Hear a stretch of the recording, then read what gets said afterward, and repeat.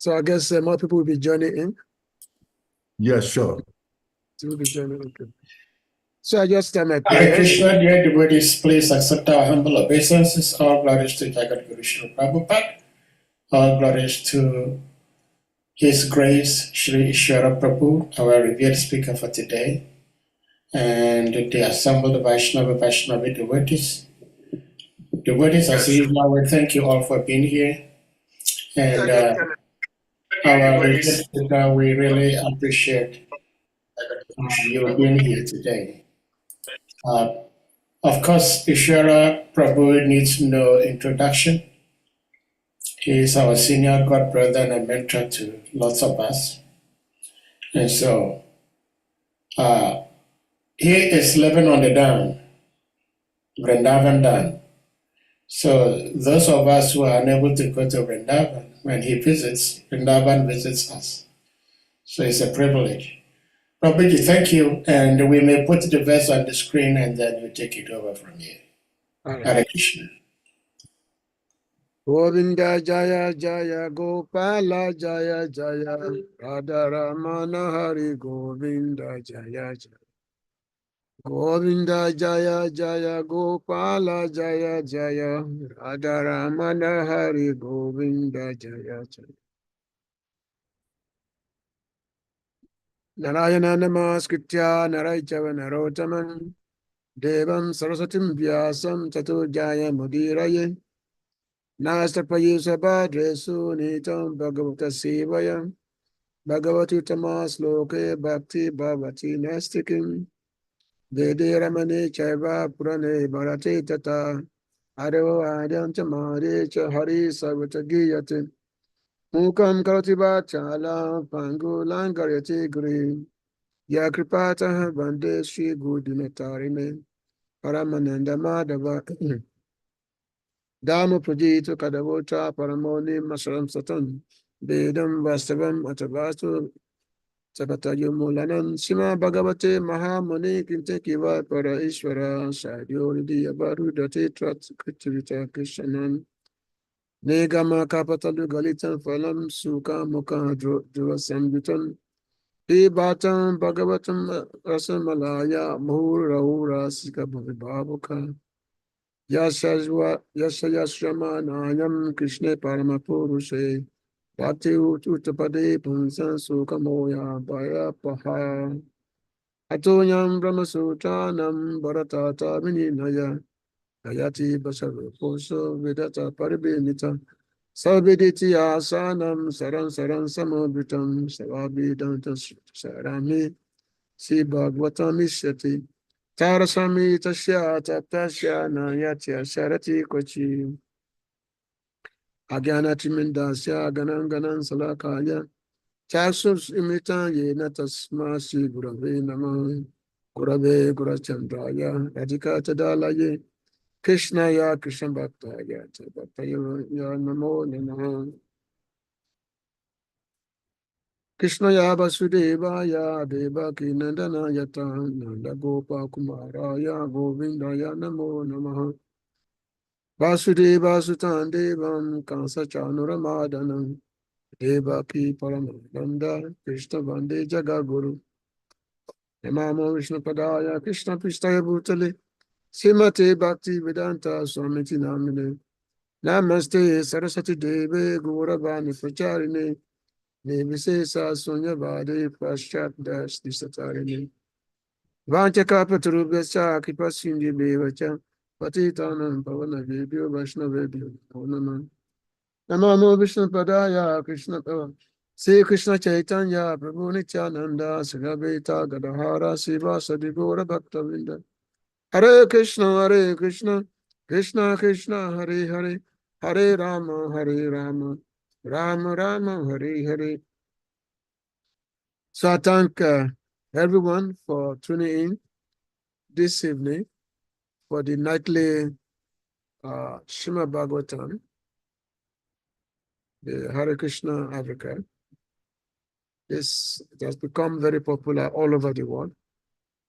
And I can see many devotees from different parts of the world get it to speak. Like my good friend in Mayapur, Kripanidhi Prabhu, he was just glorifying to me the other day. The other day we were speaking. He was especially glorifying the Sahadi.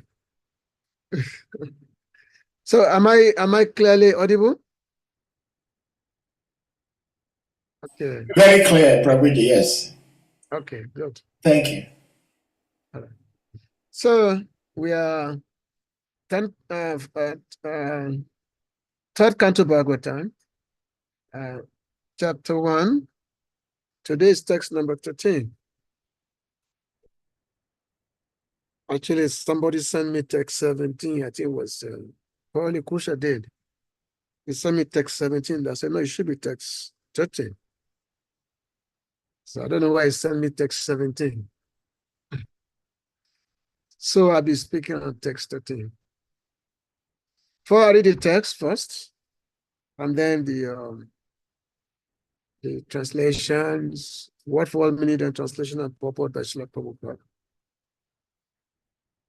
It's a very, very interesting episode of Vidura trying to advise his brother, Dhritarashtra, to get rid of Duryodhana.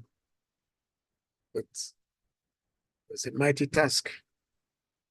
So, okay. Sa esa dosa purusa didaste Griyan pravisto yam apachamatya Usna se Krishna vimakto gata sris Tyajasvya saivam kuta kushalaya. So, the synonym, word for word meaning, sa, he, esa, this. Dosa is an offense personified. Offense personified. Purusha did, envious of Lord Krishna. Aste exists. Griyan household. Pravishtaha entered. Yam home. Apatamatia thinking to be your son. Husna say maintaining Krishna from Krishna. Vimukha in opposition. Gatasri devoid of everything auspicious. Tyaja give up. Asu as soon as possible.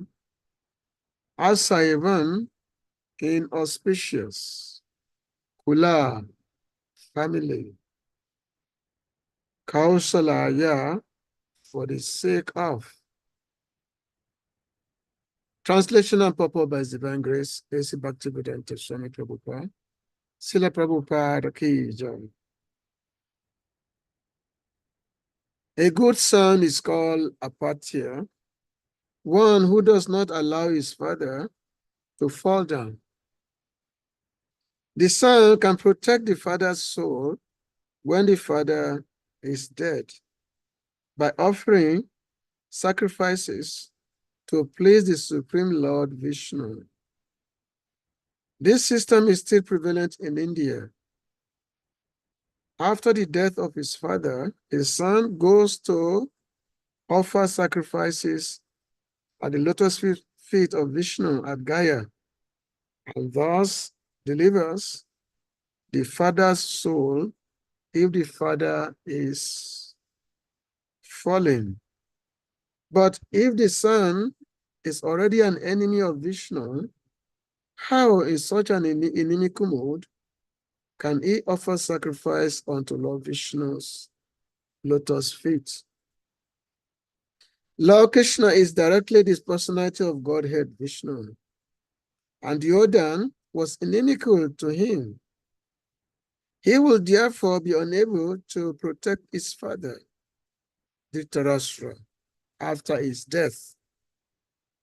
He himself was to fall down because of his faithlessness towards Vishnu.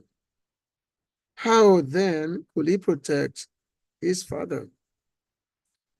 Vidura advised Dhritarashtra to get rid of such an unworthy son as Duryodhana as soon as possible if he was at all anxious to see to the good of his family. According to the moral instructions of Chanakya Pandit, what is the use of a son who is neither a learned man nor a devotee of the Lord? If a son is not a devotee of the Supreme Lord, he is just like blind eyes, a source of trouble. If a physician may sometimes advise the extrication of such useless eyes from their sockets so that one can be relieved of the constant trouble. Duryodhana was exactly like blind, troubling eyes. He would be a source of great trouble to the family of Dhritarashtra, as foreseen by Vidura. Vidura therefore rightly advised his eldest brother to get rid of this source of trouble. Dhritarashtra was wrongly maintaining such personified offense under the mistaken impression that Duryodhana was a good son, able to liberate his father. So, in the state of Bihar, which is kind of, it's almost 1,000 kilometers from this place. There's this state of Bihar. There's a place called Gaya. I was there some time ago. And this place, Gaya, there is a special spot. That special spot has got the impression of Lord Vishnu's footprint. Apparently, there was a time Lord Vishnu came to kill one demon in that place. And then, so his lotus feet was there. It's on the stone. So when you go there, you can see the lotus feet of Lord Vishnu. So many people go to Gaya to go there to make an offering by pouring the Ganges water on this lotus feet. And those whose father has passed away, they will go there to make an offering on behalf of their father so that they can deliver the father from either ghostly existence or from the bad planets. So therefore, it's very, very important that one has a very, very dutiful son. The whole purpose of having a son is the son to be able to deliver the one's ancestor, one's father or grandfather, so the son can be delivered. That's why the son is called Putra. A Putra means son who can deliver. Whereas there's Mutra. Mutra means what comes from, genital. Mutra. Mutra means this.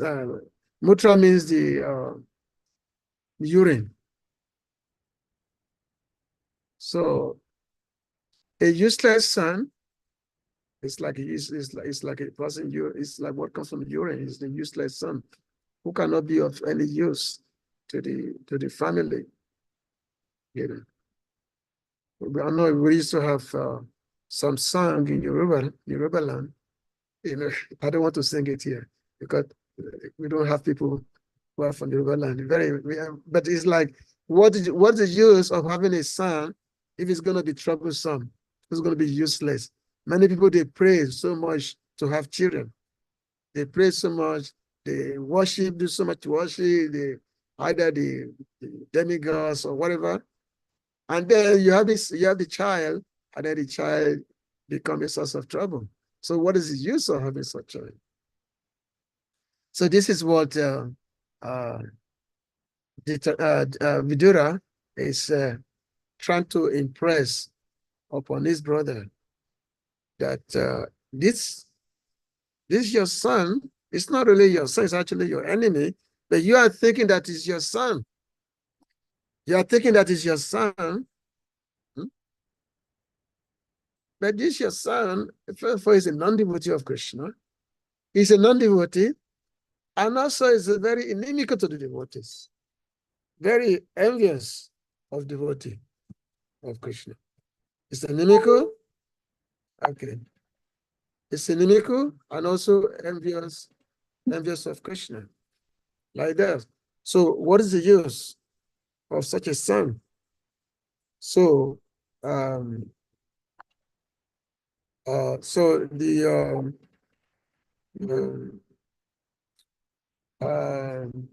Vidura is trying to impress this upon his son, upon his brother, that do not abhor this son. Do not abhor him. You should get rid of him. You should get rid of him. So just 1 second. So get rid of him. So just before I come back to this elaboration of this point, that we are in the now we're in the third canto of Bhagavatam. So this third canto is it contains very, very interesting topics. This third canto, and it has got 33 chapters in it. So 33 chapters in the third canto, and just like the old Bhagavatam, it has got 335 chapters. The old 12th canto of Bhagavatam. Now, it has 335 chapters. Now, there are some people who say that the Bhagavatam actually has 332 chapters, not 335 chapters, because there are 3 chapters which are considered to be interpolation. 3 chapters are there, and these 3 chapters in the 10th canto, which deals with Brahma Vimohan Lila, when the illusion of Lord Brahman, when Brahma kidnapped Lord Krishna, he kidnapped Lord Krishna's friend and the cows, and he thought that he could bewilder Lord Krishna. That Krishna now Krishna will now have to find his friends and cows. But since Krishna, his enjoyment could not be disturbed in any way, so Krishna was not disturbed. He simply duplicated. He simply created within a second. He simply created the same replica of the same cows and the boys and cow boys. And the Krishna's pastime was going on for a period of 1 year. So, and then of course, then Brahma came to realize that oh, this is Krishna himself. And then realized his folly, and then Brahmaji was praying to Krishna. So this is from chapter 13 to 15. Chapter 12 to 14 of the 10th canto Bhagavatam. So these 3 chapters, some scholars, some Vaishnavas do not accept them. They don't accept these 3 chapters because why? Because they feel that the Lord Brahma is the original guru, is the Adi Guru, the original guru, and Brahmaji is a pure devotee of Krishna, and Brahmaji cannot be under any circumstance be illusion because of his position. So therefore, they said that these 3 chapters, they are interpolation. However, the Gaudiya Vaishnavas do not agree with this. Mahaprabhu accepted them. Sridhar Swami, the original commentator, accepted them. Many great Vaishnavas accepted them. And even though, yes, the person is there, but even though Brahmaji may not be being original guru, but Krishna can perform his leela. Krishna can put anyone he likes under illusion. He can do that. and that is for its own enjoyment, for its own pastimes. So therefore, the the the the the idea that these three chapters are interpolation. So this idea is rejected by the Gaudiya Vaishnavas. So this particular chapter we are on now, this chapter, especially chapter 1 of the third canto. So this is very interesting chapters because it begins with the question of Vidura. And this question of Vidura, beginning part of it was when he was because Vidura left home. But how he left home was described because he was insulted by Duryodhana. So, and then he went on a place of pilgrimage, and he was going for many, many years. He went to a place of pilgrimage. Then he was going for a long time, for more than a year, 1 or 2 years. And then by the time he came, by the time then he was returning, and when he was returning, then he met Uddhava. And then Uddhava, then he started questioning Uddhava. So in the later part of this chapter, we're going to come to that. How Uddhava, how Vidura was asking questions to Uddhava. And this was after the battle of Kurukshetra, after Lokrishna's already left the planet. And then Uddhava was wondering, he was actually near Braja. He was feeling separation from Lokrishna. It was at that point that Vidura met Uddhava. So this was a long period of time. So this we're going to find the later part of this chapter. And then this third canto itself, it deals with so the first there are 4 chapters. From this first chapter to the next 3 chapters, it's going to be the conversation between Vidura and Uddhava. This chapter and the next 3 chapters, and then after that, then Vidura is going to meet Maitreya Muni. So Vidura will meet Maitreya, and then the whole questioning will begin. The whole science of in the last chapter, there was a hint of the 10 subject matter of Bhagavatam, the 10 subjects, which begin with creation, Shaga Vishagascha, like Mamvatanu Kanta, Niroda, Prakriti Ashraya, like that. So there are 10 subject matter which Bhagavatam deals with. And we begin with creation, how the creation was done. So this creation is going to be elaborated in this canto. There are specifically 8 chapters which deal with creation and sub-creation. Shaga Vishaga, there are 8 chapters. And then, because there are a total of 33 chapters, so you have 8 chapters dealing with the topic subject of creation. So we're going to be hearing about how the whole creation was done. The whole creation of Brahma was done from the beginning, everything.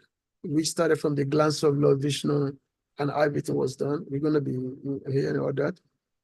And then after that, then there's going to be the manifestation of Varaha Avatar.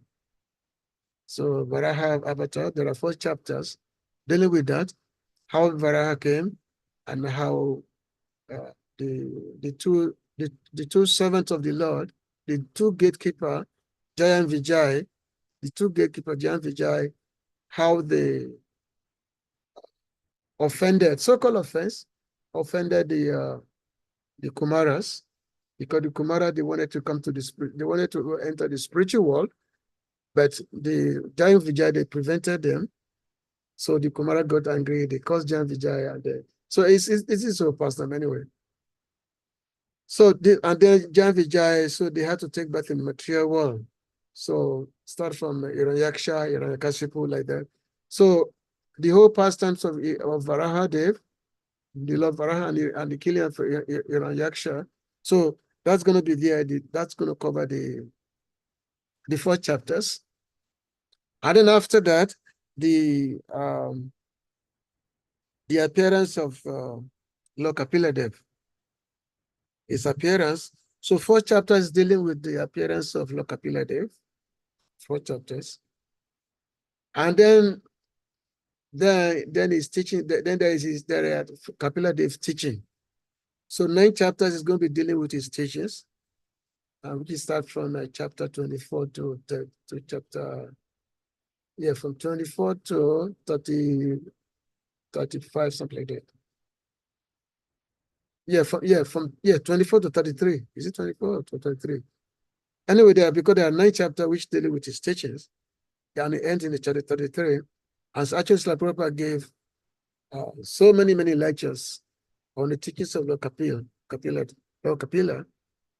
And I would recommend that everyone should try to listen to those lectures, very wonderful lectures that Prabhupada gave on the teachings of Lord Kapila. Very wonderful lecture. There are a series of lectures. We have the book, but there's also, we have them in audio. You can access the audio on the internet.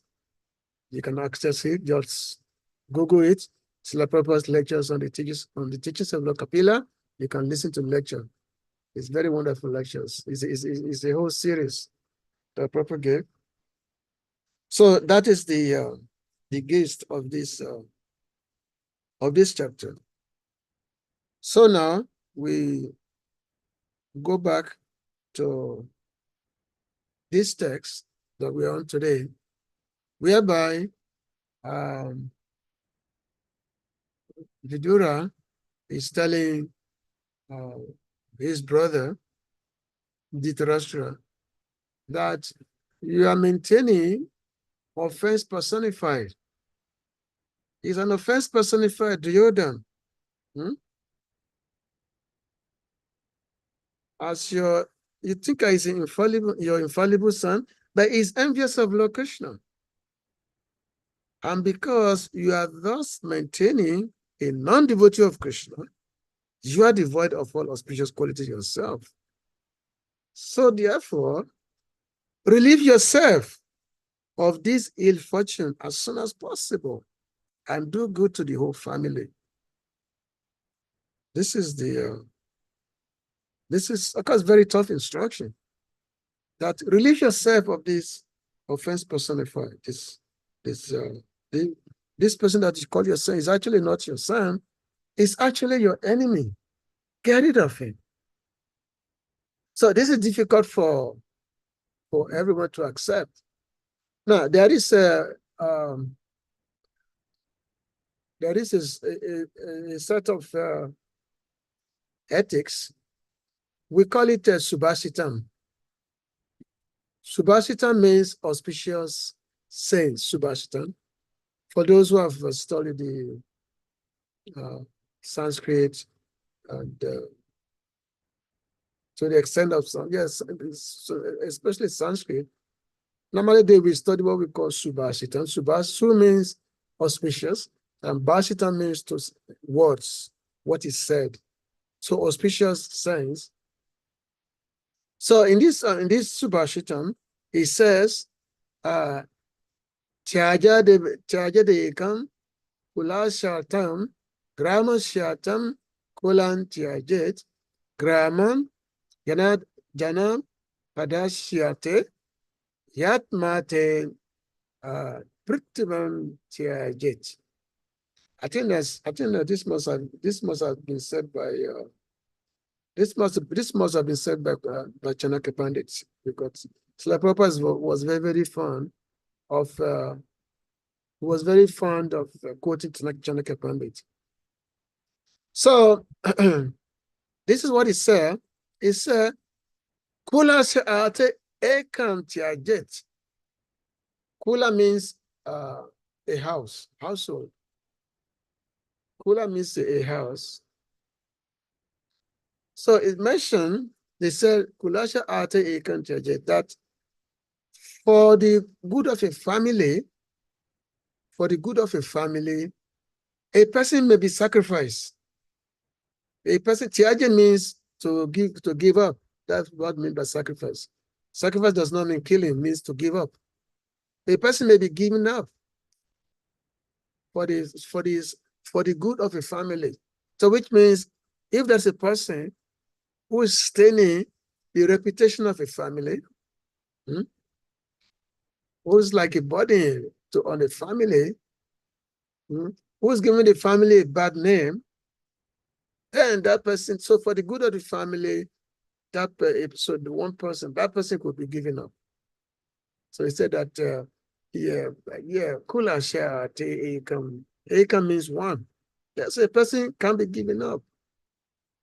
And then he said, then it goes further that Kramasha te kulan tiajet. Tiajet means to give up. That's my tiajet, to renounce. That for the good of, if there's a village, that for the good of a village, a family may be given up. For the good of a village, a family may be given up. You know. And then he said, then, Yanapada Shiate,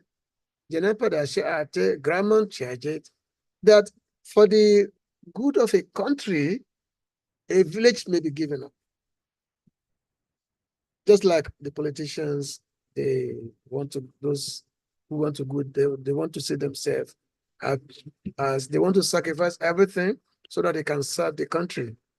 They can serve the humanity. So they say, okay, I'm giving up everything. This is actually very common here in India. You see people who are say, okay, I'm giving up everything so that I can serve my country. So which they don't care for their particular family or their particular village anymore. You know, they don't care for that. They just care. They want to see themselves as being serving the whole country. And then he said further that Atmate he Prithivim Tiajet, that for the sacrifice, for the good of the self, for the good of self-realization, then the whole world can be sacrificed. The whole world. Which means if one wants to pursue self-realization, if one wants to be delivered from the ocean of the materialistic existence, then this whole world needs to be given up. Which means one has to remove all attachment to the material world, give up everything, which means one has to turn one back to the material world for the sake of the self. To deliver oneself from the ocean of materialistic existence. Because you cannot deliver yourself from the material existence if you keep holding on to this material world. You cannot. As they say, that if you want to cross a boat, you cannot put your leg on two boats.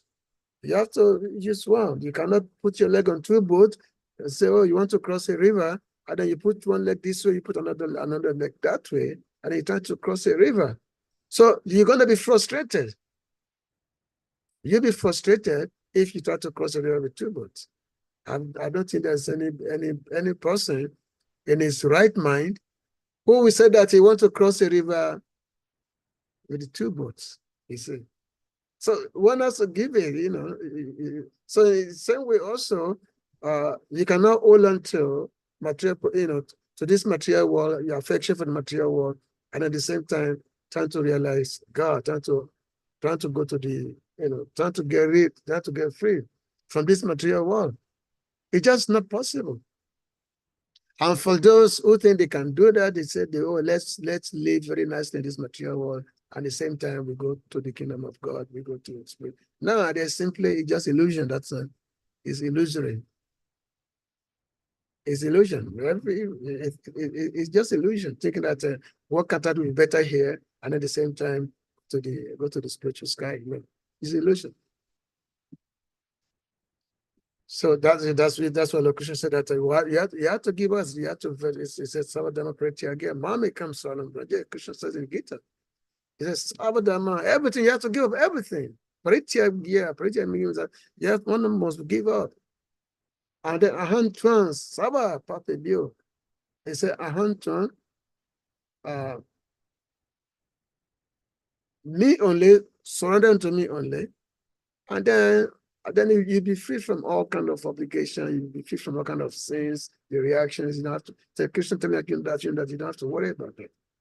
So this concept that that if a son is a trouble for the family, who's going to bring a big reputation to the family, bad reputation, then that son can be given up. So Deodan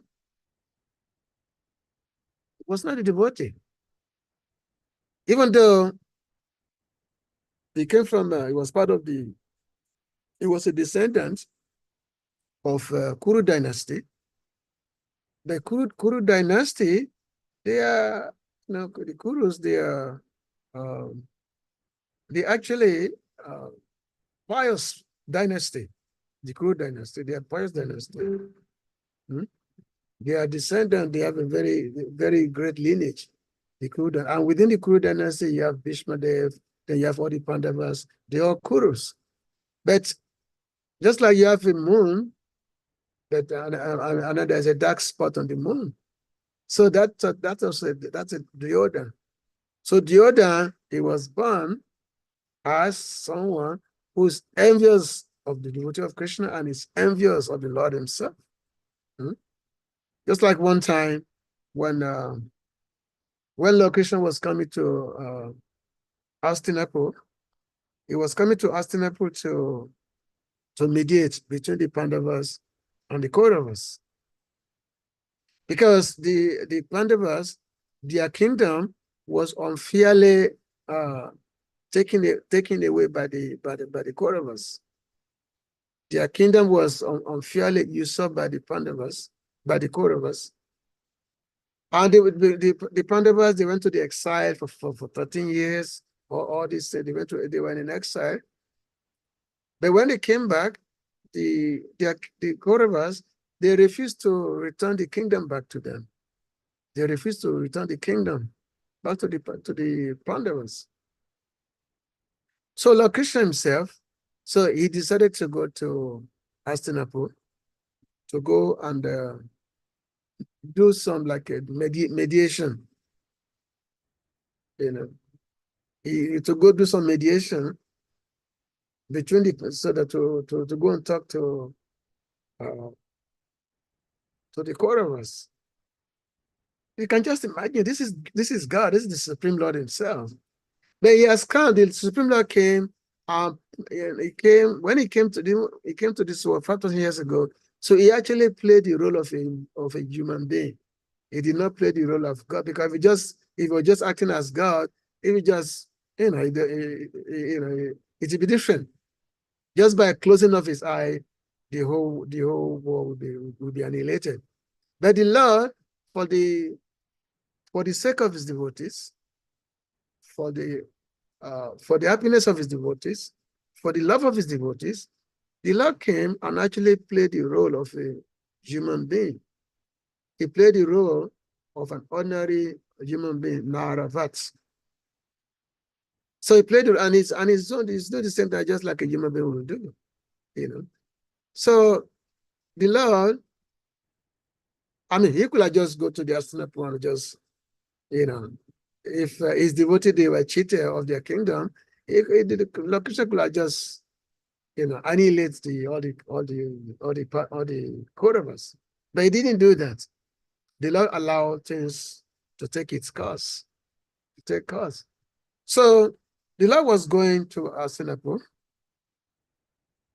and as he was going, so there was a message which was related in the Hastinapur that Lord Krishna was coming. That Lord Krishna was coming to Hastinapur. So Duryodhana got the message. So when Lord Krishna, when he got the message that, oh, Krishna is coming, so he decided to play some kind of, he decided to play a host.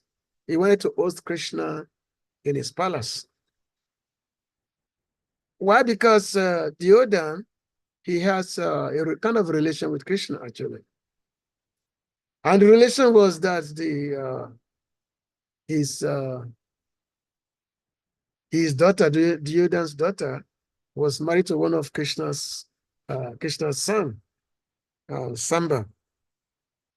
So Duryodhana's daughter was married to one of Krishna's son, Samba. So Duryodhana, he said, "Oh, Krishna is coming. Let's make a big banquet arrangement for Krishna." So which means he had the whole palatial banquet for Krishna, prepared so many things. He had all the best cook from in the land, the best chefs. So they make very elaborate preparation. Very elaborate preparation they made because they know Krishna is coming. So they wanted to, entertain Krishna. So, and of course, Duryodhana, he wanted to entertain Krishna but it's not because it was out of love, because he was also a politician. So he was thinking that, well, if I can entertain Krishna this way, then maybe Krishna will be on my side. So he wanted to entertain Krishna, but he also has a motive that maybe Krishna will be on my side if I entertain like that. But when Krishna, after all, that Krishna is a Paramatma, he knows what goes on in the heart of everyone. So when Krishna arrived in Hastinapur, he did not go to the house of, he did not go to the palace of Duryodhana. He simply went to the palace, he simply went to the simple, humble abode of Vidura. And Vidura and his wife, they don't have so much. They're like kind of poverty. They don't have so much. So Krishna went to the house of Vidura.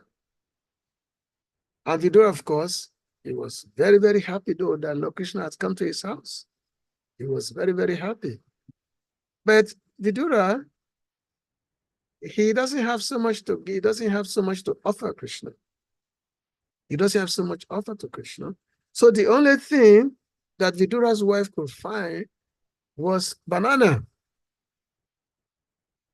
So Krishna sat down, and then Vidura's wife, she decided to offer banana to Krishna to eat. So she was peeling the banana. So she was peeling the banana so that she can give banana to Krishna for eating. But as she was peeling the banana, she was so much engrossed in Krishna's, because Krishna is very, very beautiful form, attractive form, But she was so much engrossed in Krishna's attractive nature, so much out of love, so much engrossed that even though she was peeling the banana, but she was throwing the banana away and giving the banana peel to Krishna to eat. You see? Throwing the banana away and giving the banana peel to Krishna to eat. And guess what? Krishna was eating that. Why? Because Krishna knew that she's not offering him some item to eat. She was offering Krishna love. She was offering Krishna love. So Krishna does not eat. But what Krishna eats is love. Love of his devotees. Krishna said, Patram Pushpam Phalantonya Yama Bhaktya Prayachati. He said that if one offer me fruit, flower, leaf, water, with love, pretty must be there, love must be there. That's what God accepts. So with me, anything we'll do in the realm of devotional service must be with love, must be there. And what is love? Something that is done without any motivation. What just want to please the Lord. What simply want to make him happy. That's what, Aya Bilasita Sunya. Gyana Kamadhyana Vitam Anukuyana Krishna Nusilana Bhakti. Utama. That yes, no other desire, no other motivation, no other expectation. One simply want to give to Krishna for his satisfaction without expectation of anything in return. So that's why she was offering this banana peel. She was offering the banana peel, throwing the banana away, but Krishna was accepting it. So the Lord is very, very merciful. The Lord is called Bhakta Vatsal. Yeah, Bhakta Vatsal means is very, very it means is very he has very his partiality to his devotee. So after this event, then Lord Krishna went to the palace of the Kauravas. So at this point, Duryodhana was very angry that Krishna did not come to accept his meal, to accept what he had offered. So in his angry mood, so he went to Krishna that, oh, but Krishna, I made all this preparation. I was welcoming you. I was going to be state banquet, but you didn't come. So why didn't you come?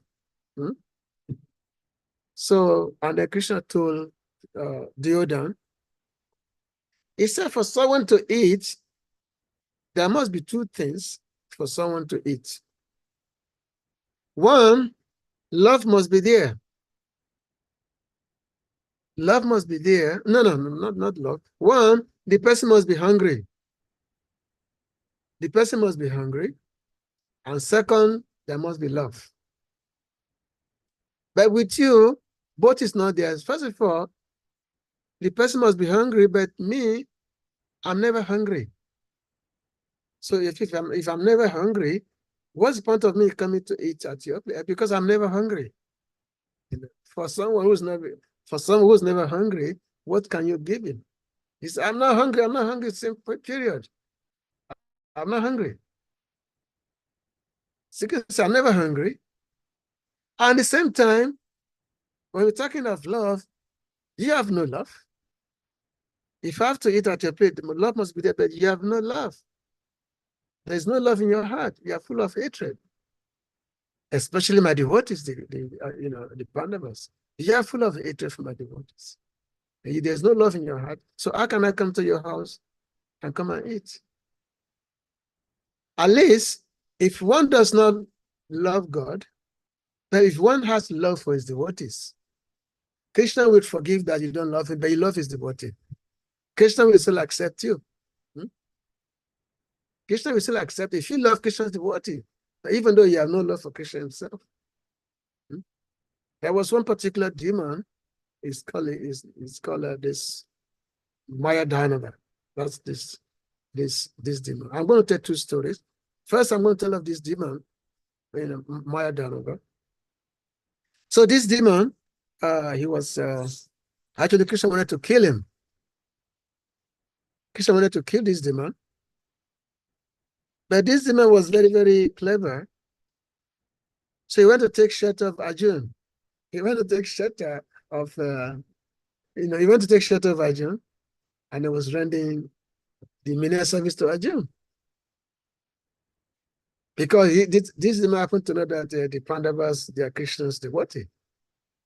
So if Krishna, if someone is, if Krishna devotee, because the Pandava, so this Mayadanava renders service to the Pandavas.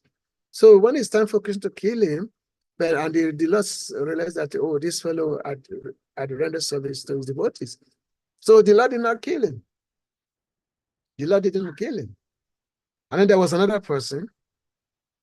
He was also a demon. This was during the time of Lord Ramachandra. It was during the realm of Lord. And this fellow was very, very offensive. That Lord Ram was angry. So Lord Ram was ready to kill him. So in order to protect himself, he went to Hanuma. He went to Hanuma and said, my dear Hanuma, I want your promise. I want you to give me a promise. So Hanuma said, promise for what? Just give me your word. I want your word that you're going to, I want your word that you promise that you will give me protection, that you will protect me. So Anuma say protected from what? But this guy, he did not reveal that he wanted to be protected from Loram. He said, I want you to protect me. I'm begging you, I'm surrendering to you at your feet. Promise me that you will protect me. So being very, very compassionate, so Anuma said, okay, I will protect you. He gave him his promise. And then the time came for Loram to kill this fellow. So when Loram was going to kill this fellow, and Anuma, he came forward. Anuma came forward and said, well, my dear Lord, I know that because then actually when Anuma asked this fellow that after Anuma has given his word that he's going to protect him, and this fellow then Anuma asked him that who are you afraid of? That you are asking me to protect you. What are you afraid of?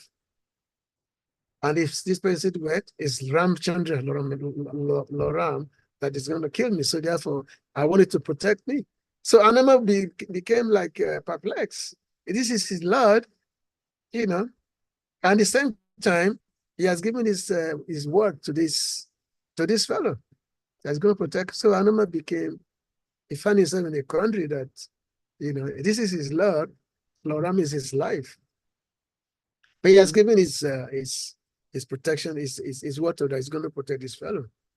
So when the time for the Lord to come and kill this fellow came, so Anuma went in front. He said, my dear Lord, before you can kill this fellow, you have to kill me first. So Anuma, he has his weapon. He said, my dear Lord, you have to kill me first before you can kill this fellow. Because Anuma is a dear servant of Lord Ramachandra. So what can the Lord do? So the Lord gave up his anger. The Lord gave up his anger. So in this way, this fellow was so he was, he was protected that way. So which means even though a person may be offensive to the Lord, but if one is favored by a Krishna's devotee, then one can actually be saved if one is free. So that's why we pray. We pray to the devotees. Our prayer because our prayer is that a devotee is able to do things that the Lord himself cannot do. You know. And of course, everything's by the mercy of the Lord. That's the reality. Everything is by the Lord's mercy. But we rather take shelter of the Lord's devotees than taking direct shelter of the Lord himself. There's one verse in this verse, I think this verse was quoted in the 10th canto Bible term. I tell you it were in that 10th or 11th canto, one of the nice verse. And this verse was sometime ago quoted by Lord Chaitanya Prabhu, that one may by direct worship of the Lord, success may be attained or may not be attained. There's no guarantee that there'll be success in worship of the Lord. There's no guarantee that one will attain perfection. If one worship the Lord, if one is worshiping the Lord, there's no one may or may not attain perfection. But if one worship the devotee of the Lord, then success, perfection is guaranteed. The perfection of God is guaranteed if one worship the devotee of the Lord. Because the Lord is very, very affectionate to his devotees. So when the Lord says that someone is worshiping his devotee, then that person attains perfection. If the Lord, because the Lord is very, very, his devotees are his heart. So Mare Rido Sada Govinda Visham Govinda Kohena Mama Vaishnava. Govinda said, Vaishnava devotee, they are my heart, they are my own. So if one offends devotees of the Lord, Krishna will never forgive such person. Even though if one tried to worship, one tried to please the Lord directly, the Lord will not accept. I think I was given a class the other day here in Brindavan. Where was that? I was giving a class one or 2 days ago. That this is regard to the Vasamuni. I'm sure all of you have heard the story of the Vasamuni before. The Vasamuni was a great sage, a great mystic, and also an incarnation of Lord Shiva. Very powerful personality, the Vasamuni. So one time the Vasamuni, he went to the palace of Ambarish Maharaj Ambarish. And King Ambarish was a great devotee of the Lord, great devotee of the Lord. Great devotee of the Lord. And he's such a great devotee that even though he was great king, great emperor, but he will do everything himself. Like the Lord's temple in his palace, he will clean the floor himself, he will do all the cooking himself, he will do everything himself. He wants everything to please the Lord. Great king. So Ambarish Maharaj, he had been observing Ekadasi. And then the next morning, normally the Ekadasi is that you fast the whole Ekadasi. Ekadasi means Nijal. Ekadasi means you don't eat. It's not that Ekadasi it's not one day a year. It's actually every Ekadasi, devotees fast completely on every Ekadasi. That's the Ray Ekadasi. It's called Nijal. It's supposed to be. I used to do that before, but now I'm kind of sick now, so I don't do it so much these days. So the Maharaj Ambarish, he had been fasting. So the next morning came, he was supposed to break his fast. So just as he was about to break his fast, the Vasamuni came along with his disciples. He came. So when the Vasamuni came, and normally in the Vedic culture is called Atiti Devo Bhava. The Atiti means a guest.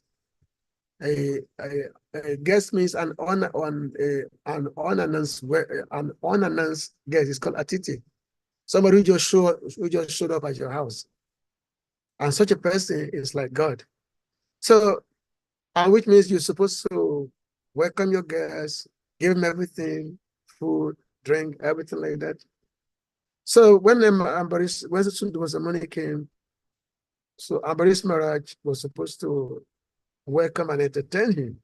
But the Vasamuni, being a great sage, he said, well, it was morning time. He said, first, I need to go and take bath first in the river. He said, when I finish taking my bath, then I will come and then I will eat.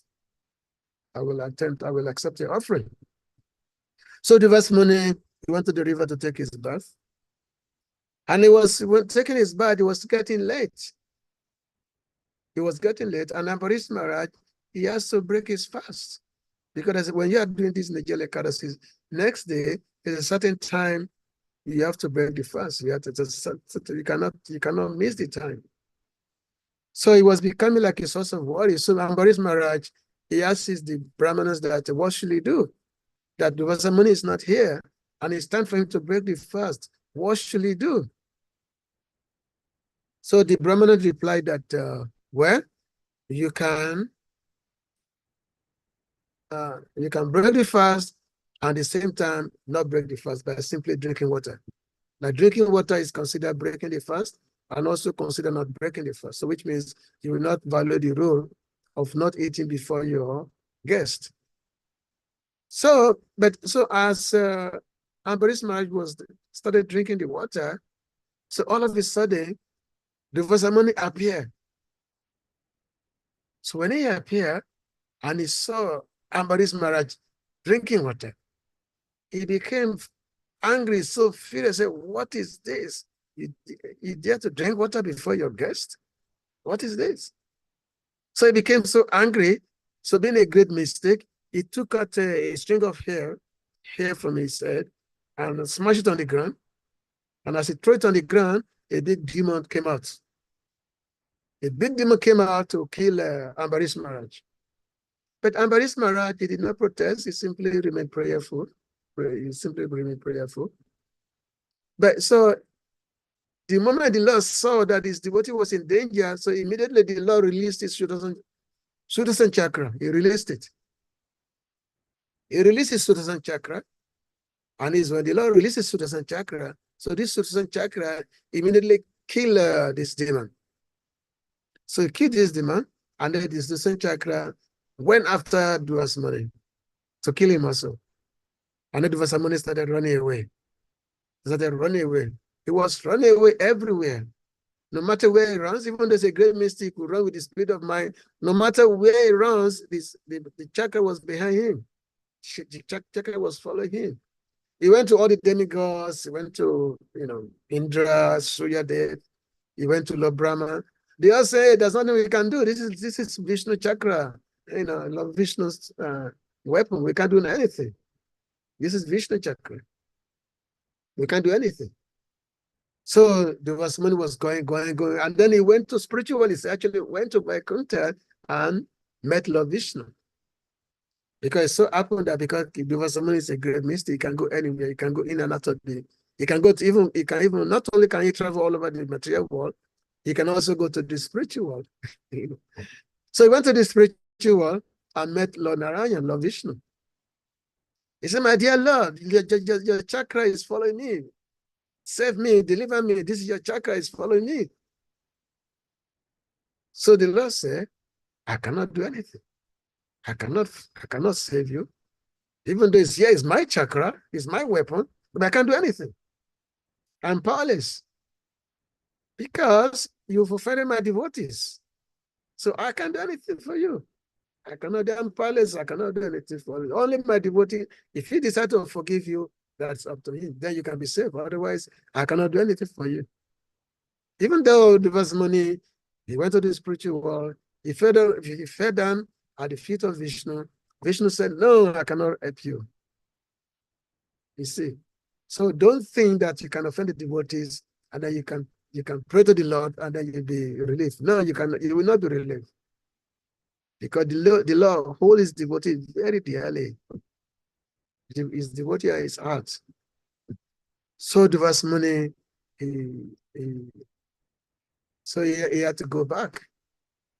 So he went back to Ambarish Maharaj, and then he fell down to his feet and worshiped Ambarish Maharaj. He said, dear devotee of the Lord, dear Ambarish Maharaj, please save me. Please save me. And of course, Ambarish Maharaj, he did not hold any grudge. So he accepted even though where he was standing, by the time Duvasmani was running away from the chakra and came back, it was already a period of 1 year, and Ambarish Maharaj was standing at the same place, even though it was already a period of 1 year. So, and then eventually, because he got forgiveness from Ambarish Maharaj, so the Lord, the chakra went away in this way. So this is the situation. We cannot expect any auspiciousness, any auspiciousness if we offend a devotee of the Lord. We can't expect any auspiciousness. When a devotee is having problem in his life, mainly because of offense to other devotees. So this means we have to be very, very careful on how we deal with other devotees, and especially those who are superior to us. We have to be very, very careful on how we deal with them. We have to make sure that we don't offend the devotees, because that offense can affect our devotional service. So Vidura here is telling Dhritarashtra that your son is offense personified. He's an offense personified, so therefore get rid of him.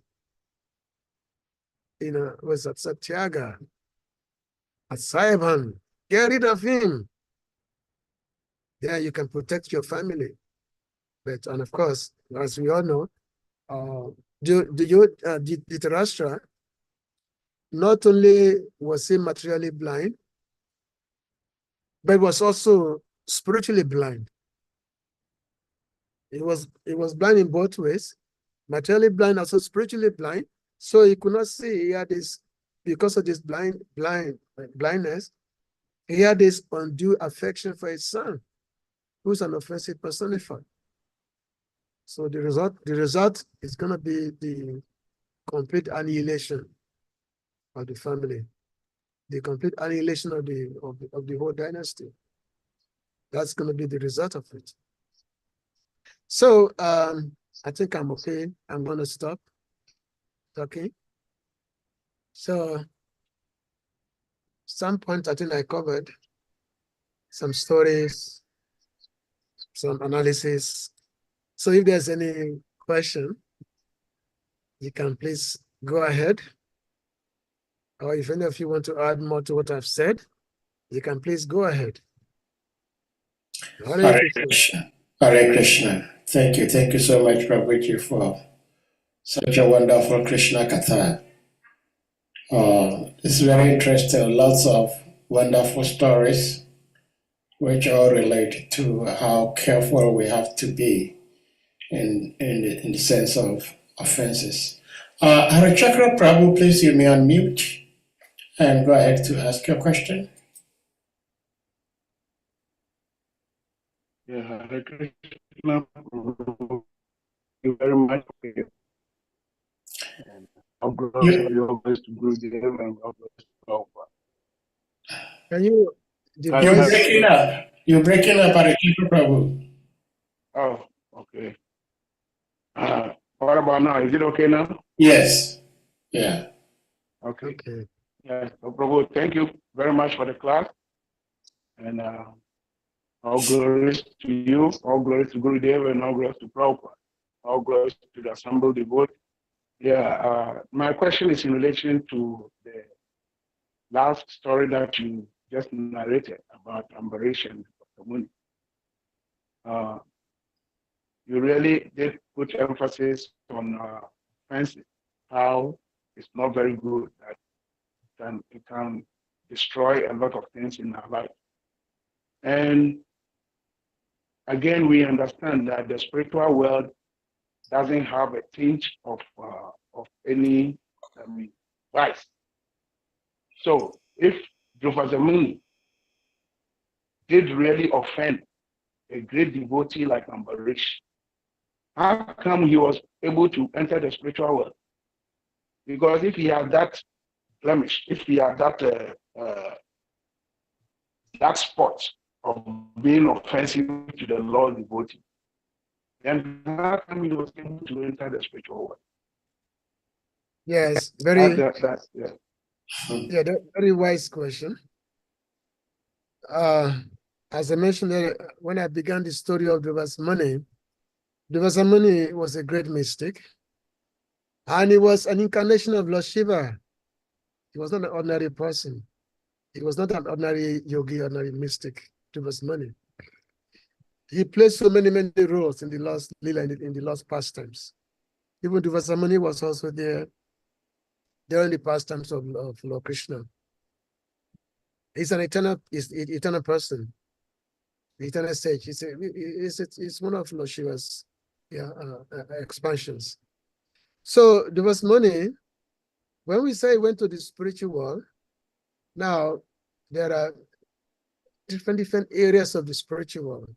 Even within this material universe, there is a spiritual world within. It's called a Vaikuntha within this material world. This Vaikuntha is above the planet of Lord Brahma, and this is where Lord Vishnu stays. And in this Vaikuntha, which is within the material world, it's not subject to annihilation. When the whole universe is destroyed, this place is there because this is the planet of Lord Vishnu. This is where Lord Vishnu stays. That's Vaikuntha. That's where many personality like this is where the Ambarish Maharaj went. Not that the spiritual world Vaikuntha above the material sky, material universe. Is the spiritual world within, which is the abode of Lord Vishnu within this material world. This is where this is the place where Devasmani went. And, so because it's spiritual world, so we say, because Lord Vishnu's planet, so we call it spiritual world. Just like the embassy of USA in America, or the embassy of Ghana in America.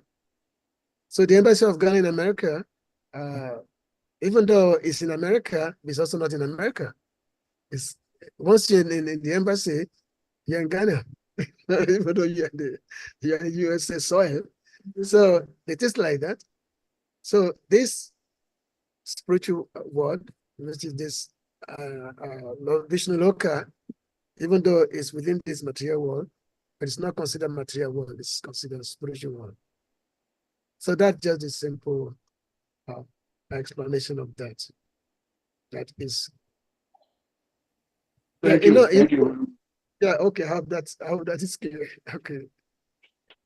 Again, Duvasamuni is not an ordinary person. The fact that he was being chased by the chakra of Lord Vishnu, and he was keep running, and the chakra was following him. And it's not that the chakra could not catch up with him. Chakra could not catch up with him, but in order to teach a lesson, how not to offend the devotees, so this pastime is being played, that yes, you may go, if you may pray to God himself, God will not help you if you offend his devotees. So this pastime is being played out this way, that if you offend the devotee of the Lord, the God himself will not help you. So that's why we have to be very, very careful that we don't offend the Vaishnava. That's why we say that Vaishnava apparat is just like the mad elephant offense, mad elephant. The elephant, they go into the river. Yeah, a mad elephant going to the river, take bath, and then he comes out and start putting the dust all over his body again. And when the mad elephant, they can enter a garden, they will destroy a whole garden. So offenses like that, offense to Vaishnava is like that. So we have to be careful. It is better to serve Vaishnava than to offend them. That was a beautiful question and a wonderful answer. Anyone else with something to ask or share? So we have 1, 2, 3, 4. We have 4 ladies here. The ladies, they should be asking questions. They don't ask questions, the ladies.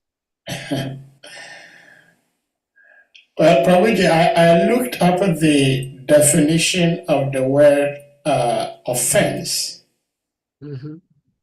And actually, excuse me, before I do that, let me do this because you quoted a very important verse.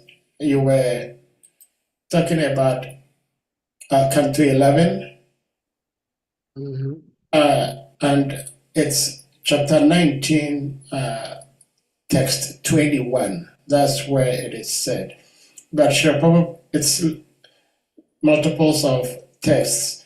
But Srila Prabhupada explains it in the purport that the words Mad Bhakta Puja Byadika are significant in this verse. A Byadika indicates superior quality. The Lord is extremely satisfied with those who offer worship to his pure devotees, and he rewards them accordingly. Because of the Lord's generous appraisal of his pure devotees, worship of the pure devotees is described as superior to worship of the Lord himself. Yeah. That's what you quoted. Yeah. So I just wanted to reference that because you were trying to remember the verse. And I looked it up, so in case some devotees want to read more on that. Now, going back to my question, I was saying that I looked up the definition of the word offense, and it says annoyance or resentment brought about by a perceived insult, insult to or disregard for oneself or one's standards or principles. So my question is, who considers a situation to be offensive? Is it the person who is presumably offended, or the person who is committing the offense, or the Supreme Lord who is seeing that what this person said or did is offensive? I'm asking this question because most of the time we understand those who are pure devotees do not really take so many things to heart. Yeah. And so if they do not take so many things to heart, which means they are not considering that to be offensive, then who considers or who rules a particular situation as Yeah, offensive? yeah, you're right. What happened that the pure devotee themselves, they never consider anybody offending them. Mm. As a matter of fact, they see themselves as being lower than everybody. Whereas the person who is offending, the person normally see themselves as being superior to the person they are offending. They have themselves, they rate themselves very, very high. So therefore they look down at the offend either by words or by actions or by by thoughts. So and of course the Lord takes that into consideration. When it comes to his devotees, the Lord himself says that. So, but of course, the pure devotee themselves, they don't they don't consider them, they don't see themselves as offending as anybody offending them. They just don't they don't take it. So therefore, like one of our great acharya, he says that it's actually difficult to offend pure devotees, because the pure devotee, they don't so much put themselves in a place where they can be offended by others. They just don't, where they can be offended. So it says that it's also very, very rare to offend pure devotees. Yeah. Because you will not find it to offend them. You just will not find them. Yeah. So that means if between ourselves, we say that, oh, it's offending me, this is just false ego. That's this person is offending me, or I'm offending Well, this person. But is that we should not be offensive to others, even among each other. We should not be offensive, because we don't know who is who. We don't know who is who. We don't know who is a pure devotee among us. We don't know. A pure devotee may be living among us, but we don't know, because we don't have eye to see. So therefore, it's better to just be nice with other devotee. Like I think Nadamuni, he says that if a devotee is superior to us, we should render service to him. If a devotee is our peers, we should be friendly. And if a devotee is junior to us, we should be compassionate. Like that, we should be, compassionate. So you have three: rendering service, worship to a superior person, senior person, and for a peer, be friendly relations. And then for somebody who's junior, you be compassionate. You show kindness, you show compassion. So in this way, you will not see yourself in a situation whereby you are offending others, if those three things always follow. Yeah. Well, thank you so much, Prabhuji, for the answer, because your answer actually satisfies what I had been thinking all along, because I am thinking that if I said or did something offensive to, let's say, Harichakra Prabhu, Harichakra Prabhu himself should not be saying, Sahadev, you're offending me. But Ishwara Prabhu, who is standing aside and seeing what is going on, she said, "Hey, Sahadev, what are you doing? You're offending." So, but if I'm always saying, "You offending me, you offending me," like you're saying, probably there is some hankara somewhere also. Yeah, possible. Yeah, but my other question is, sometimes offenses are committed without blatantly disrespecting the other person. And the reason I'm asking this is, I think it was just yesterday when Advaita Krishna Prabhu spoke, we were referencing Arjun, who was apologizing to Krishna. He was pleading with Krishna to forgive him, that he had committed so much offenses to him.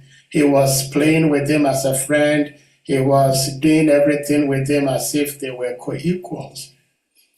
At that time, Arjun was not like imposing himself to be better than Krishna, but because he is a servant and Krishna is his spiritual master, he did not relate with him on that level, and therefore he knows that it's an offense. So my question is, if someone commits an offense without knowingly doing something or saying something to demean or disrespect the individual, but because of like being a peer, like of course I'm friends with Harichakra Prabhu. He's senior to me in all ways, but because we are friends, sometimes I may say something to him that if I really know that Harichakra Prabhu is my guru, I wouldn't speak like that. So, which means I've offended him. So in that case, then what happens as we relate with each other as peers? We do not, because we do not know who is who. Well, I mean, like in the case of Arjun, he has a ras with Krishna. A rasa is Krishna's friend. Krishna said, "You're my friend." He has a relation with Krishna. And Arjun is eternal Krishna, is eternal friend of Krishna. Krishna has had many, many incarnations, and Arjun was always there with him. So Arjun is an eternal devotee. But just like during the particular time when Krishna was acting as guru, by instructing Bhagavad Gita. So in that particular moment, Arjun's covering of seeing Krishna as friend was removed. He's seeing Krishna now as God, as guru, as God. He said, "Oh, I've offended you so much. We slept on the same bed. I've called you so many, many names, all these things. So therefore, please forgive me."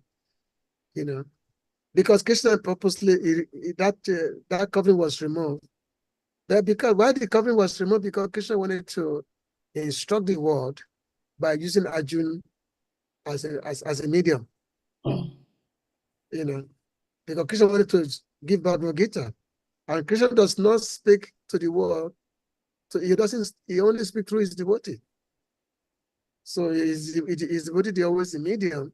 So, but in order to do that, the devotee has to be in such a platform so that the Lord can instruct them, so that that message can pass through them to the conditioned souls.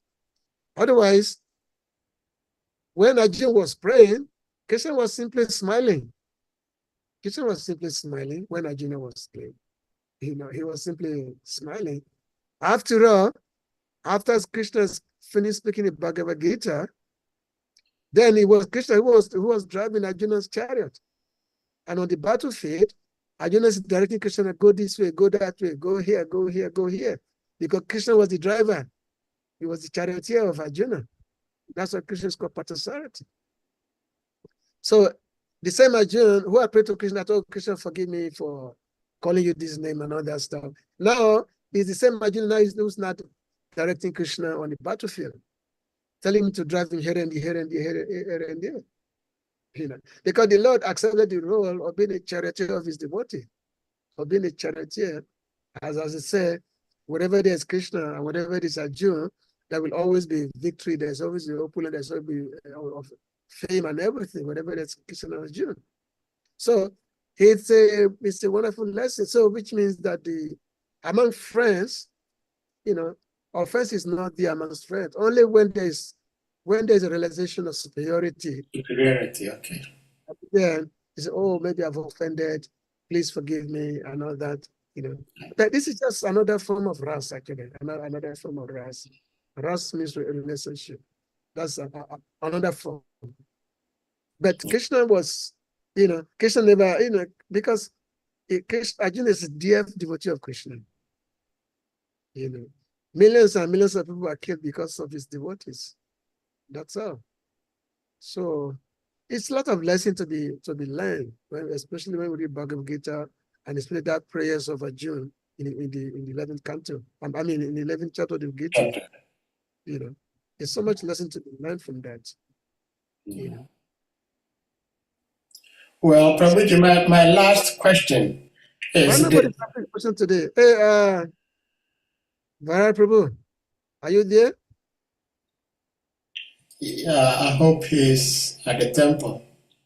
Usually at this time he may be on the street doing food for life. Okay. But Shrimad Prabhu, if you are available to unmute, please, you may do that.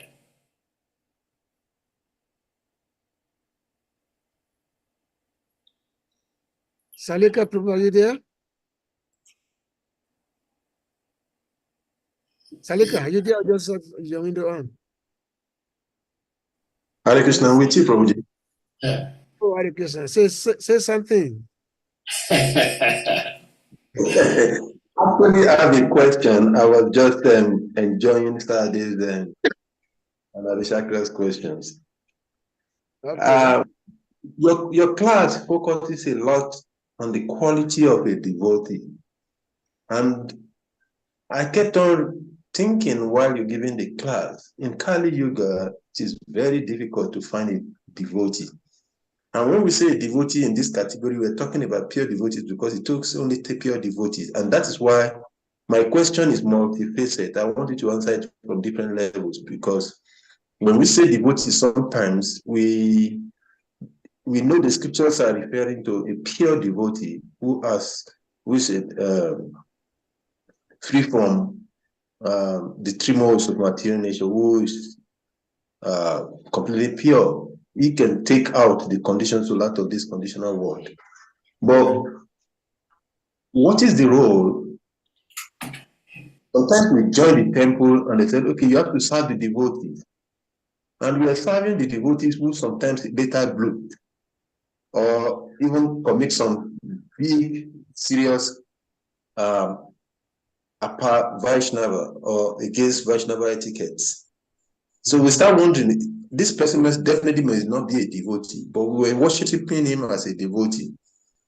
So finding a devotee to serve to get the mercy of the Lord, because you reference so many stories relating to how by the mercy of the pure devotees or the devotees, one can get the favor of Krishna. Krishna, it is very far from us. We are very far from him. But the pure devotees, how do we really get that benefit as we go along in our journey of spiritual life? And I want you to look at this from the perspective of my example one. We are intermingling with so many aspiring devotees, but we don't know who is a pure devotee among them. And sometimes some of them are maybe pure devotee, they are acting in the condition that we cannot tell. So what is our saving grace? How do we really get it right? Considering the fact that in this age also, even with all our sincerity also, we have so many weaknesses that limits us in ability to do perfect sadhana as the Guru Krishna wants. Yeah, it's just like it says that an owl is a bird whereby The eye is wide open in daytime, they cannot see anything. Even though the eye is wide open, in the sun, you can't see anything, the owl. So, because basically we are blind, but at the same time also, we are blind, but we pride ourselves that we can see, we can see. So, I mean, we can't really see, you know, we cannot really see pure devotees unless we are pure devotee ourselves. So, therefore, as my Shisa Guru Govinda Maharaj was saying, that to seek devotees of Krishna, we have to pray to Krishna. We have to pray. It requires prayer on our part. It really requires prayers on our part, because most people that pass on as devotees, they are mostly pretenders. Most people that pass on as devotees, they are mostly pretenders. So, and also many times we say that we want to serve Krishna, but in our mind, we want Krishna to serve us. In our mind, back of our mind, we want Krishna to serve us. So, real devotee is very rare to find. Real devotee is difficult to find. So it really takes sincerity, it takes prayer, my dear Lord, please. Show me your devotees, send me your devotees, help me out. It's something you said that Srila Govinda Maharaj used to say that you have to cry for it. It requires prayer, it requires crying for it. To see that dear servant of Krishna. It's very, very rare thing. So just to make it simple among ourselves, we just play by the etiquette. Yes, so many devotees will come, they will go, they will come and go. Since my time, this is my 47 years in ISKCON now, many, countless numbers of devotees have come and go. Countless numbers.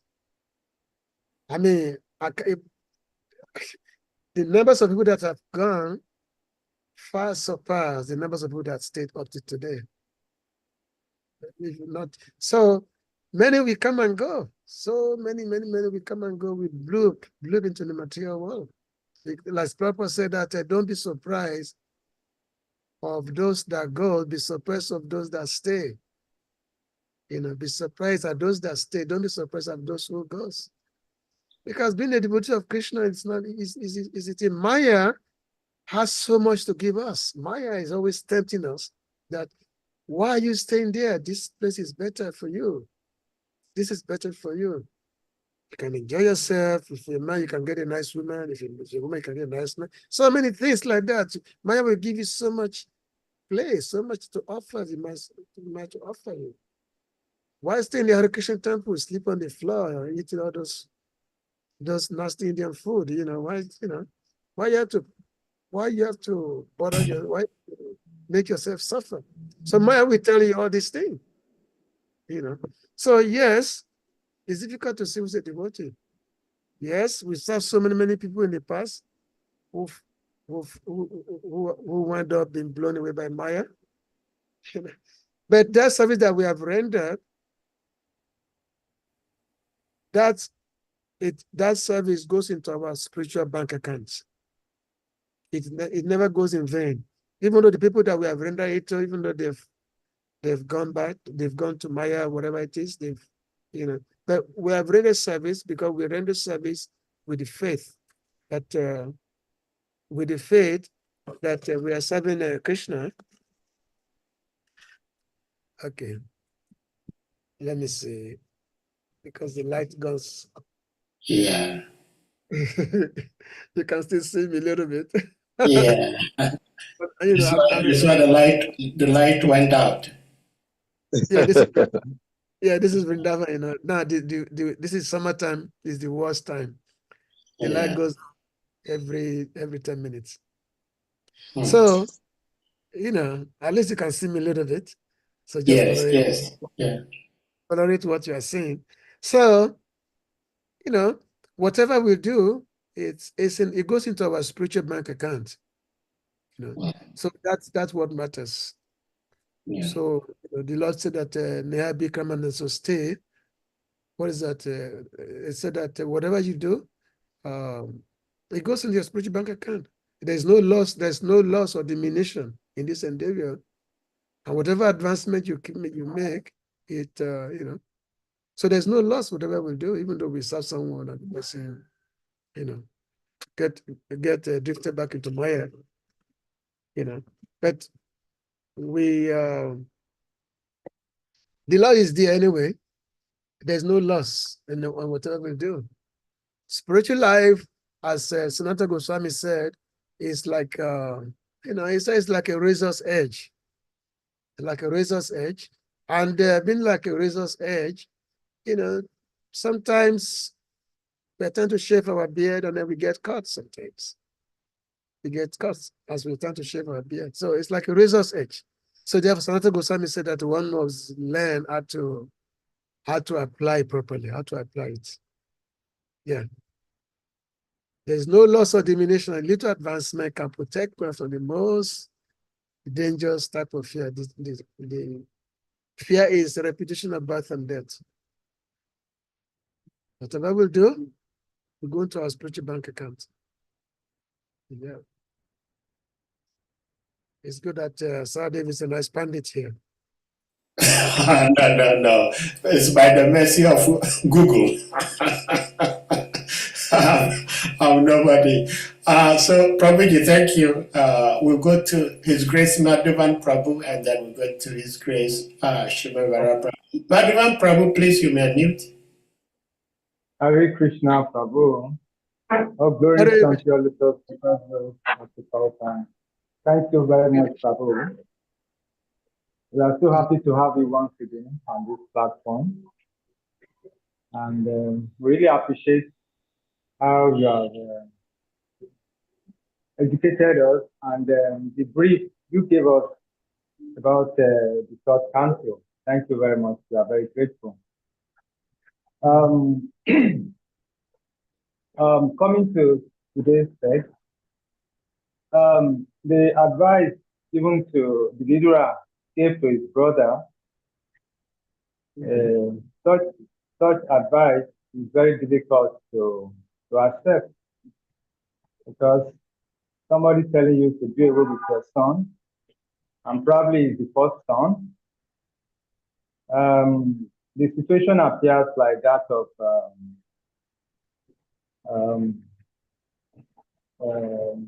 what's it? King Parishit, when he could not get rid of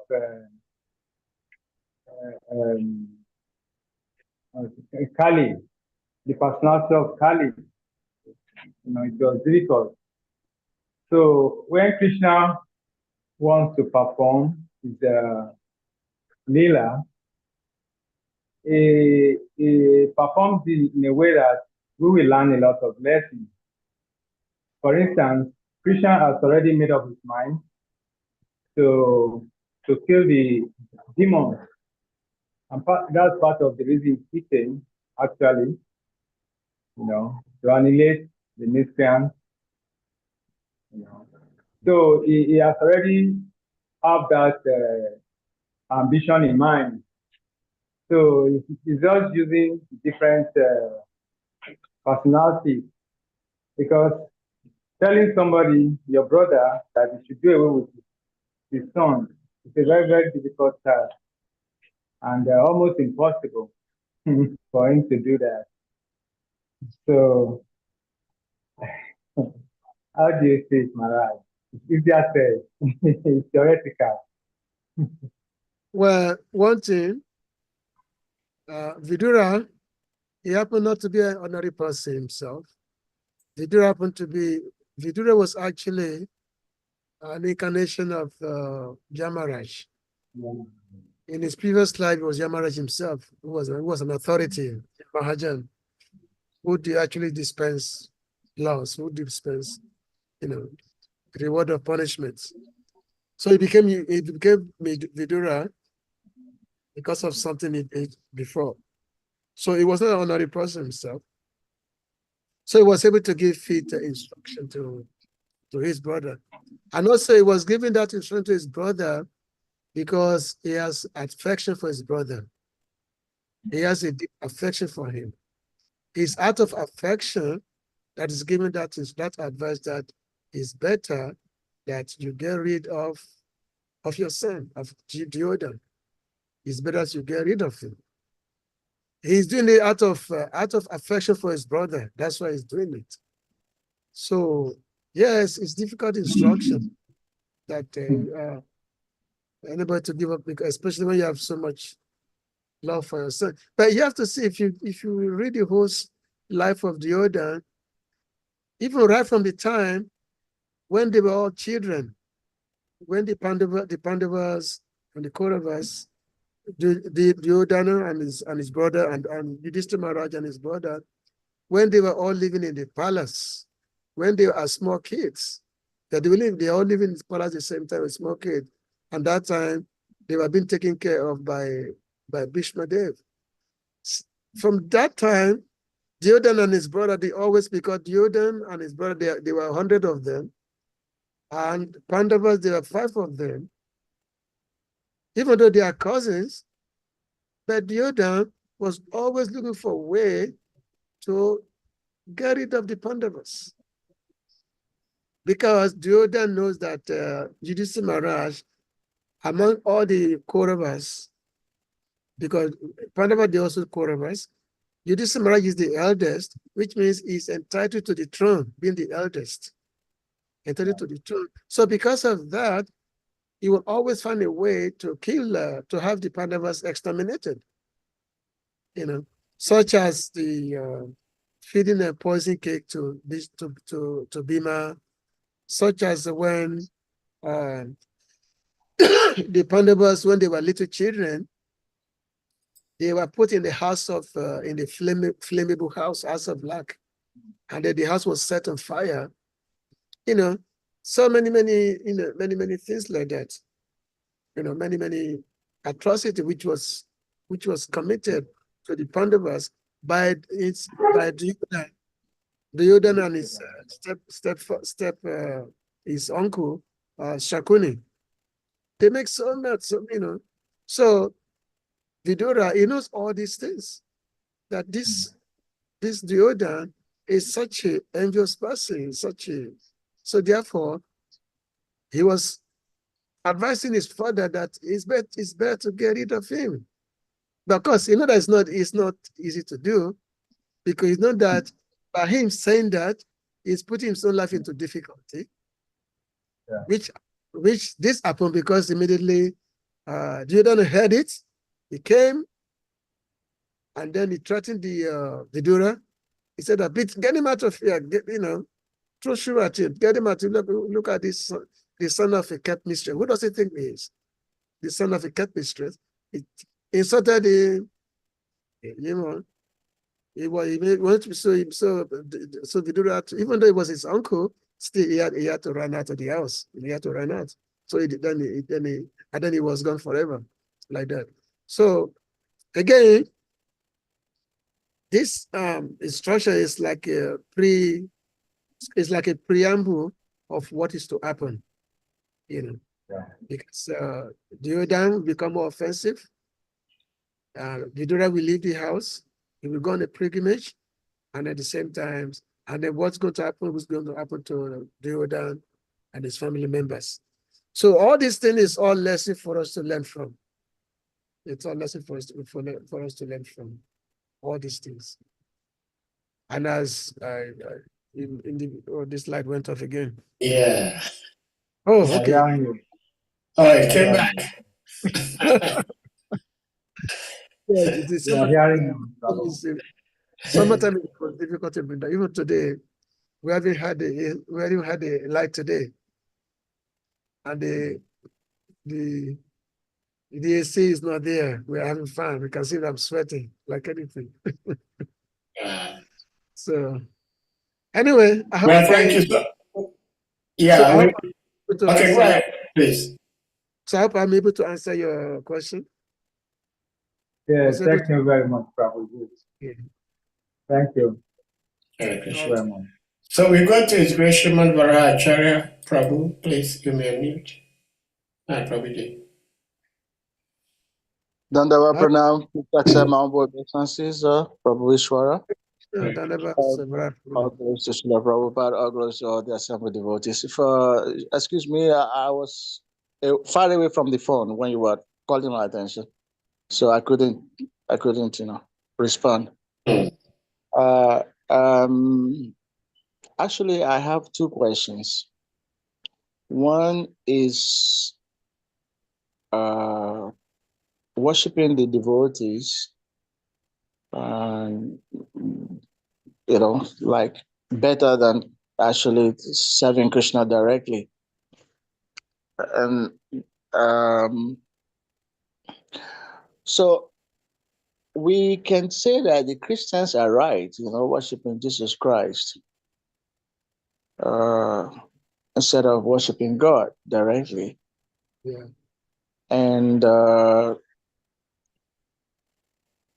also, in our own system, we also worship our guru, but there are different level of attachment to the guru. If we take that statement or that understanding that worshiping the devotee or serving the devotee of the Lord is much better than serving the Lord directly, then our attachment to our guru will be very, very profound. And we will not see anything wrong. Somebody, doing everything for his guru. So that is the first part of the question, because even though we hear this often, but we do not act that way. And we even think that, for instance, the Christians are wrong, worshiping Jesus Christ instead of God. Now, the second part of the question, which I think you must be knowing the story of the Maya Danava. They are mentioned in election. Oh, really? Yeah, he did. I'm so sorry, I was far away. So yeah, that's a good one. So that story, the disciple is attached to his guru, and even though the guru fell, but he continued to pray for his guru. He did not see him as falling, because his attachment for his guru was so deep. And by the grace of Krishna and his disciples' devotion, the guru came back to his senses. He brought his guru back to his senses, all along worshiping him and treating him as the realized soul, Mahabhagavat. So these are the things I want you to give some more explanation. First is serving the devotee of the Lord better than the Lord himself. We hear this often, but do we really do that? Yeah. And secondly, even though we think that the guru has fallen, but if somebody has a deep attachment for his guru, like the story of Maya Danava, he will never consider his guru falling. If the relationship is not on the official institutional level, but it's personal, deep level, he will not see his guru as falling. So what do you say about that?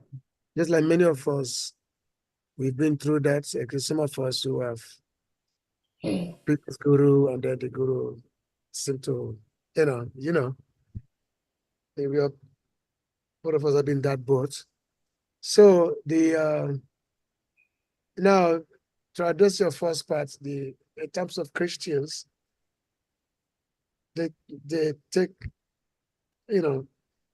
first of all, there's no proper understanding. They take Krishna, they take Jesus as God, even though Jesus said that I'm son of God, but they say he's God. So of course, they can worship him because they said no one can go through the Father, if not through the way of the Son, something like that. That no one can go to the Father except by way of the Son, which means you have to go through him. Huh?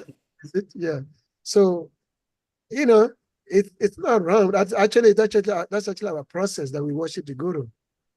We don't worship Krishna directly because we cannot see Krishna, but we can see his pure devotees. And the pure devotee, he sees Krishna. So it's better we worship him than worshiping the Krishna. And of course, whatever we offer him, you also offer to his guru, and then all the way that and to Krishna. And so in that way, it's still, but as I said, there are many, many gurus. Now, guru is not just one person. But now we said that guru is one in the sense that yes, there are many, many gurus, but they all have the same, in terms of the same Ishtadev, worshipable law. So therefore we say guru is one. But we can there are many, many devotees that we can, of course, we can worship, especially if we have Siksha Guru, that we can worship him. We can render service. Actually, the service we render to Siksha Guru, it should be the same as service we render to Diksha Guru, because both are said to be dear to Krishna. And yes, there have been many, many stories of the people who have gurus, and the guru fell down, and then they continue to worship that person. And then somehow, the Lord, in some kind of miraculous way, the person may seem to be coming back to his senses because of the virtue of this previous service that he has rendered. Now, there's another one, the story which I heard some long time ago. There's one person, he was a thief, dacoit. So, but this thief, he pretended himself to be a devotee, and he pretended to be a guru. He was teaching everyone that how you have to give everything to the guru, and like that, you have to give everything to the guru and all that. And then one lady, believed what he was saying. One lady believed him, and then she was giving him everything. And this person was, even though this person is actually a thief, it was not really wanted. But this lady believed that this is my guru is a pure person, he is every person. So when the time came, I kind of forgot major part of the story, but when the time came, because this lady was worshiping the guru with pure faith. Even though the guru was a rascal, but she was worshiping the guru with pure faith. And then when this lady, her time of delivery actually come, the Vishnu came to deliver this lady when she was dying. They came to deliver. But she said that, oh, how can you deliver me? How can you take me to the spiritual world when my guru is not here? When my guru is still here, I cannot go without my guru. I cannot go without my guru.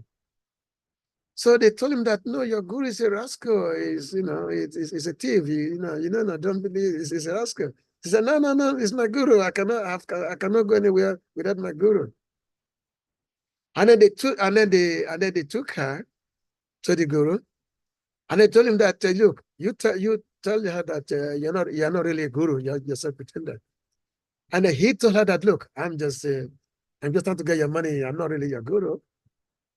But she still had it, deep faith in her. She said, no, you're my guru. In this way, by her virtue of the fact that she had that faith, even though it was a wrong person, but she had that faith that this person is my guru, this person is a pure person, that person was actually delivered also. He was also delivered. That on her. So in the real situation, we can find a situation whereby a disciple can deliver the guru. We can get that very rare situation that is there. So I mean, when it comes to Guru Tattva classes, we have many stories. Many stories is there in the Guru Tattva in the Guru Tattva classes. So anyway, it's again, it's just better to serve than not. It's better to serve and let Krishna be the judge of the thing. Let Krishna be the judge. Even though those who have served, they tend to fall away. But at the same time, they came back. And then Krishna rectified the situation. But we cannot claim to be the judge. We are not the judge of the situation. Krishna is the judge. We are not the judge. Hare Krishna. Thank you so much for the. I hope my rambling is okay, Prabhu. Yes, thank you. Thank you very much. Thank you very much. I'm still waiting for you in India. Still waiting for you to come to India. When you give me your mercy, you'll see me. You have to come to Vrindavan. Thank you, Prabhu. Hare Krishna. Hare Krishna. Thank you so much for the wonderful advice. Like I was saying yesterday, we come here by Guru Krishna's grace, mercy, Monday through Friday, and we hear so much wisdom that if we do not retain and try to practice them, then we're not going to benefit from them much. So our prayer is that we might be able to practice what we are hearing. So thank you so much. And with that being said, we're going to humbly request all the devotees to kindly unmute. Hare Krishna. Krishna Prabhu, if you can spare some few minutes, Brother Prabhu has raised a very topical topic in his question and assertions, and in your answer relating to guru-disciple relationship. If you don't mind, I want to ask some question in that. Very quick. Okay. It's 10:30 p.m. here in India. We are from the mid-80s to let's say mid-80s to late 80s to early 90s. A scenario in ISKCON where we have some gurus fall down, and devotees are advised by GBC rules to accept another disciple, another guru. And we have seen many of these in our movement. So if we need the answers and sharing that we're hearing today, why do we then advise devotees to accept another guru because the guru fall down?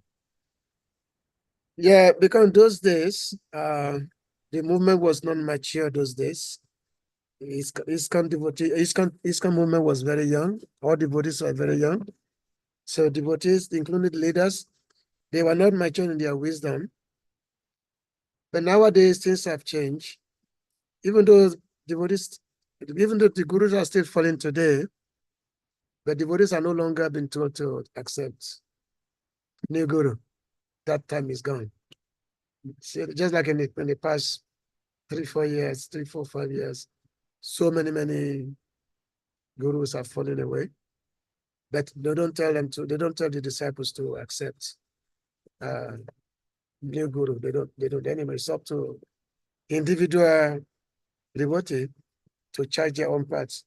There's even one popular sannyasi who fell down, he actually fell down grossly.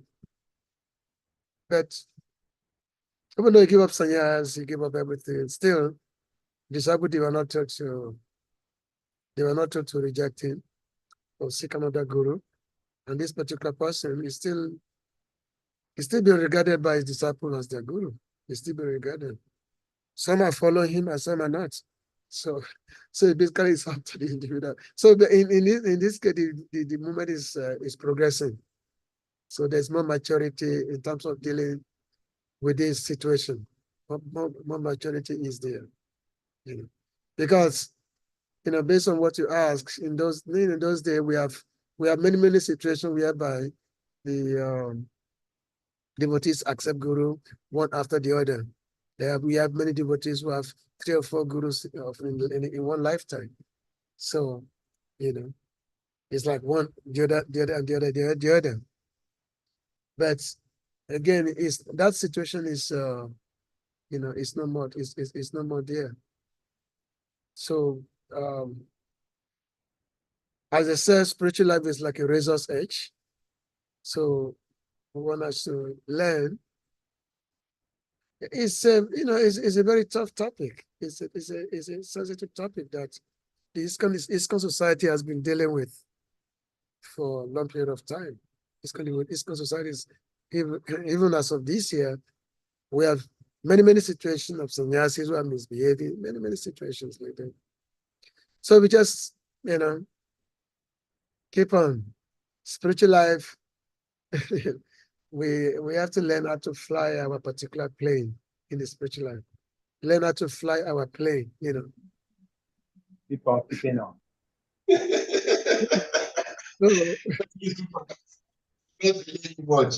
I know we this learn is how a to very fly our plane. topic. I know there's a certain things I cannot discuss in the public. This is a public forum. Yeah. Maybe we are, in a more intimate setting, we can talk more. Just like today, I was having a discussion with one of our senior leaders today, whose disciple rejected him because he has, because he has some doubts. And at the same time, also, this disciple have tried to help him, this and that. So even among our what we call good standing guru sets, even many of them, many disciples who don't feel confident in them, in those guru guiding them, who don't feel confident, and then they seem to be shifting away. So we have many of those situations going on in our society. So it means, that to encourage people to see things from the eye of Sastra, from the eye of the scriptures like that. And of course, we have our founder Acharya Srila Prabhupada. If anybody may disappoint you in this subject, Srila Prabhupada will never disappoint you. So you can have a text of Prabhupada, like that. But we have to be praying to Krishna, we have to be crying to Krishna. Krishna, send me your pure devotee. You have to cry to him with tears in your eye. Then if you are sincere, Krishna will send you. Because, as they said, in this planet, in this universe, there's always a pure devotee in this universe. Why? Because this universe is being maintained because of the presence of pure devotee. Krishna will not maintain this universe if there are no pure devotees. Krishna was not interested, not interested in maintaining the universe because some rasa conditioned souls. But because there's always presence of pure devotees, Krishna is maintaining this universe. So that's what we have to keep in mind. Thank you very much for raising that point. I'm very happy I'm hearing this from you, but I will leave this topic it's a very deep topic. But I was sharing somewhere, and I'm really happy I asked this question and you mentioned this last statement. That the material world, because we're talking about Kali Yuga and the symptoms and the presence of pure devotees. And I was sharing that I started by it's a different community. And I was sharing that Krishna in the Bible story was telling a lot. That story of Sodom and Gomorrah, then I bring it to the Vedic concept. And I said that the material world our planet as it is being sustained despite all of the challenges that is going on, because there are still some pure devotees on the planet. And it became a controversial topic because they were thinking I was talking about devotees of Hare Krishna movement. But we can have a conversation around this in the future. Thank you so much. Yeah. Okay, thank you very much. Thank you so much, Sri Ishvara Prabhu, for this depth of wisdom and also giving us so much of your valuable time tonight, your time. With that being said, dear devotees, we're going to humbly request you all to kindly unmute. Sri Ishvara Prabhu, as you can see, there are lots of questions, but we have to let you go. So we'll reserve our questions for next time. Devotees, you may all unmute and we chant Hare Krishna Maha Mantra to express our appreciation to our revered big God brother, His Grace Ishwara Prabhu. Jai. Hare Krishna, Hare Krishna, Krishna Krishna, Hare Hare, Hare Rama, Hare Rama, Rama Hare Hare. Vanchakalpatarubhyascha kripasindhya evacha patitanam pavanebhyo Vaishnavebhyo Namo Namaha.